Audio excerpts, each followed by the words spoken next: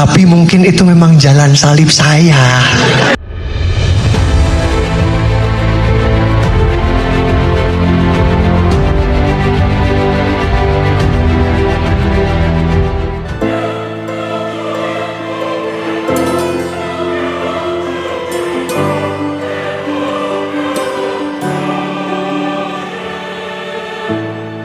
Tapi orang ini tidak lagi diragukan.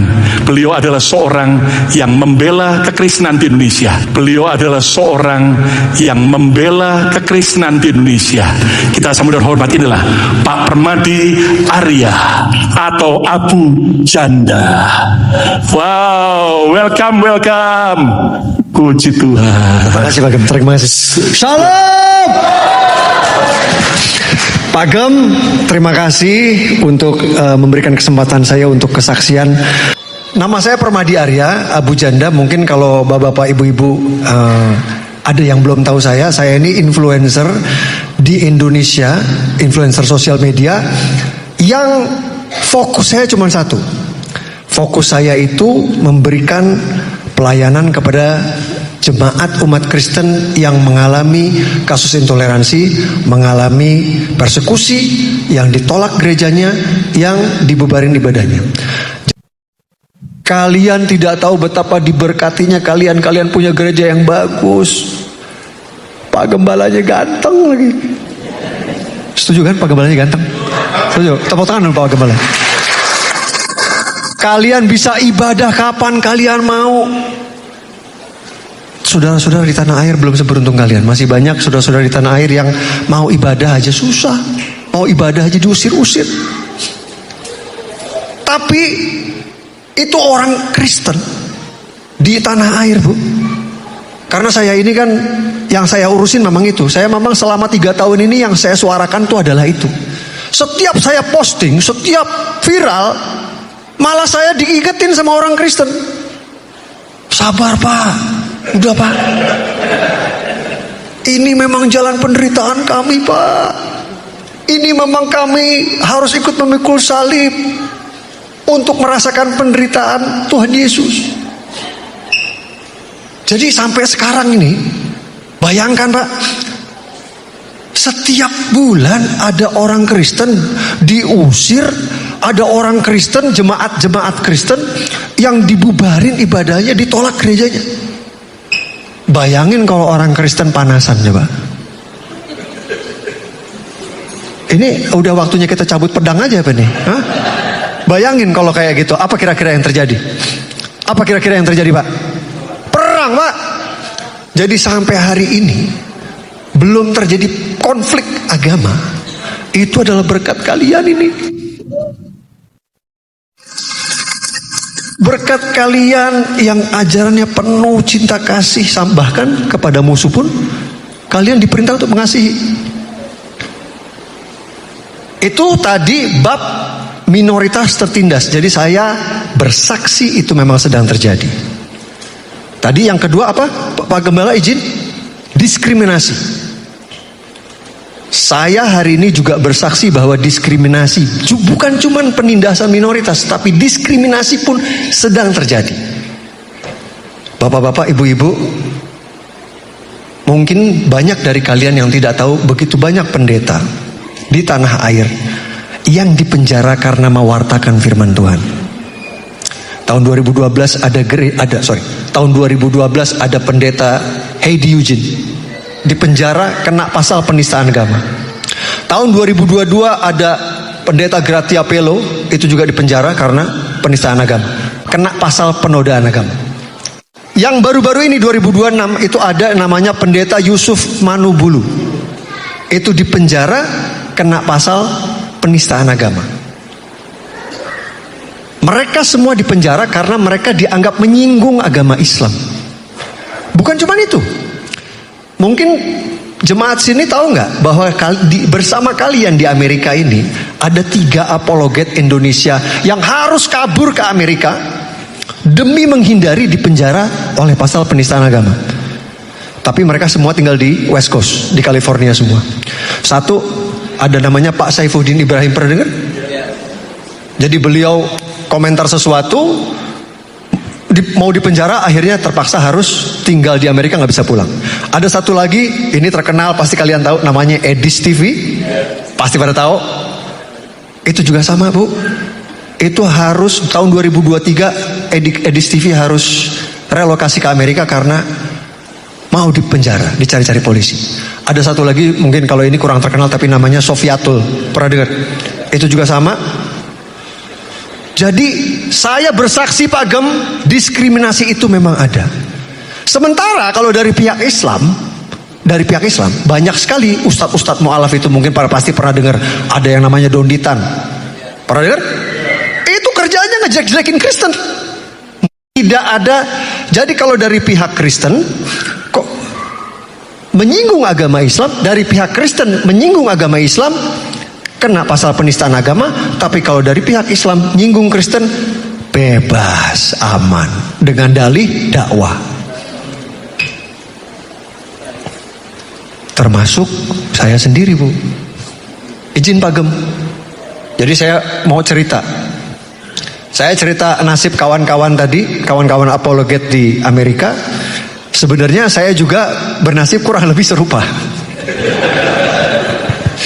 Jadi izin cerita ya Pak Gem. Jadi sekitar sebulan lalu itu ada mantan wakil presiden, kita nggak usah sebut namanya lah. Ini dia bikin heboh, bapak-bapak, ibu-ibu.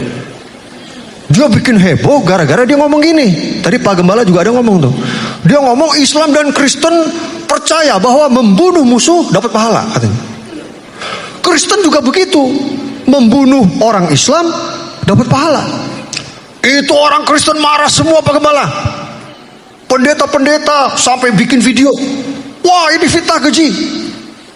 Kristen tidak seperti itu. Kristen tidak pernah mengajarkan seperti itu. Kristen mengajarkan cinta kasih. Bahkan kepada musuh pun kita harus mengasihi. Ketika sudah rame, saya bikin video. Maksudnya edukasi, Pak. Saya bikin video maksudnya edukasi. Jadi di video itu saya bilang, oke, kita cek ya. Kita cek dua kitab suci ini nih, Al-Quran dan Injil. Bener nggak ada perintah membunuh musuh dapat pahala? Saya buka dulu Al-Quran kan? Ternyata benar Pak Gembala, ada 3. Ada 3 ayat di Al-Quran memang bunyinya seperti itu. Bunuhlah musuhmu, bunuhlah orang-orang kafir, bunuhlah orang-orang musyrik. Oh, saya bilang, oh berarti benar, memang ada. Loh, memang benar ada. Next saya buka Injil dong. Seharian tuh saya buka Pak Gem, saya langsung buka. Kok nggak nemu? Saya nemunya malah Lukas 6:27. Kasihilah musuhmu, berbuatlah baik kepada orang yang membencimu. Lah kok begini? Saya cari lagi, ketemunya Matius 5:39. Jangan membalas, jangan melawan orang yang berbuat jahat kepadamu. Tampar pipi kanan, kasih pipi kiri. Lah kok begini? Saya cari lagi, malah dapatnya Roma 12:17. Jangan membalas kejahatan dengan kejahatan, berbuatlah baik kepada semua orang. Terus saya bilang di video, kok saya nggak nemu ya ayat yang, kok saya nggak nemu ayat yang nyuruh membunuh dapat pahala itu. Saya malah nyuruhnya ayat yang memerintahkan untuk mengasihi musuhmu. Terus saya bilang, saya tutup videonya, saya bilang, wah kalian ini umat Kristen memang terbukti ya, kalian ini ajaran cinta kasih. Teman-teman, kita kadang-kadang sebagai orang Kristen, karena ketidaktahuan kita sering mencibir, mengkritik teman-teman Muslim kita. Kita sering membanggakan, wah kalau Tuhan orang Kristen itu Tuhan yang penuh kasih, tidak pernah mengajarkan dan memerintahkan untuk perang. Tetapi kan kalau di Islam itu ada ayat-ayat perang, Tuhan memerintahkan perang. Nah, saya yakin pandangan dan ucapan yang seperti ini adalah separuh dari kebenaran atau bukan kebenaran yang utuh. Nah, ini ayat-ayatnya di dalam Ulangan 20 ayat 16 sampai 18. Tetapi di kota-kota bangsa-bangsa yang diberikan Tuhan Allahmu kepadamu sebagai milik pusaka, janganlah kau biarkan seorang pun hidup. Haruslah kamu menumpas mereka, yaitu orang Het, orang Amori, orang Kanaan, orang Feris, orang Hewi, dan orang Yebus, seperti yang diperintahkan kepadamu oleh Tuhan Allahmu. Bayangin teman-teman, harus menumpas mereka sampai habis. 1 Samuel 15 ayat 3, sekarang pergilah dan seranglah orang Amalek, tumpaslah segala yang ada padanya, janganlah kau kasihani dia, bunuhlah baik laki-laki maupun perempuan, baik anak-anak maupun bayi-bayi, baik lembu sapi maupun domba, baik keledai maupun unta. Nah, ini di dalam Quran, surat Al-Baqarah ayat 191 sampai 193. Dan bunuhlah mereka di mana saja kamu jumpai mereka, dan usirlah mereka dari tempat mereka telah mengusir kamu. Dan fitnah itu lebih besar bahayanya dari pembunuhan.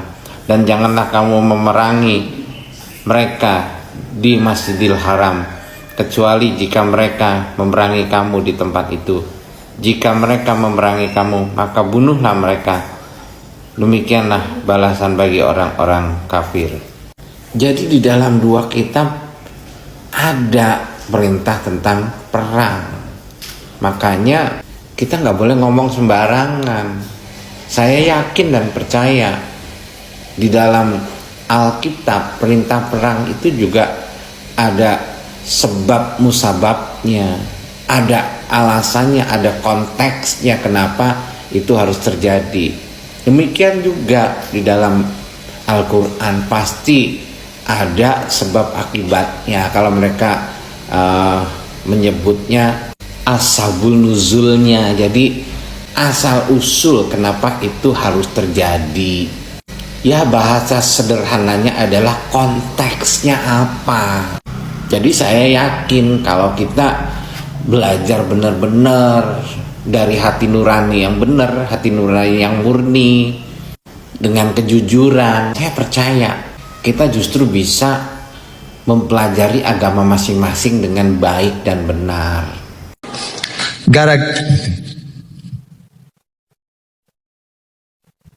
Gara-gara saya ngomong kayak gitu, saya dilaporkan ke polisi pasal penistaan agama. Jadi bapak-bapak, ibu-ibu, saya mau dipenjara karena saya mewartakan firman Tuhan.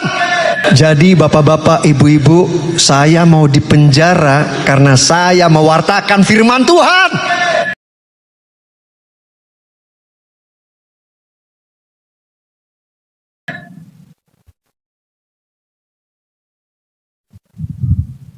Tapi mungkin itu memang jalan salib saya.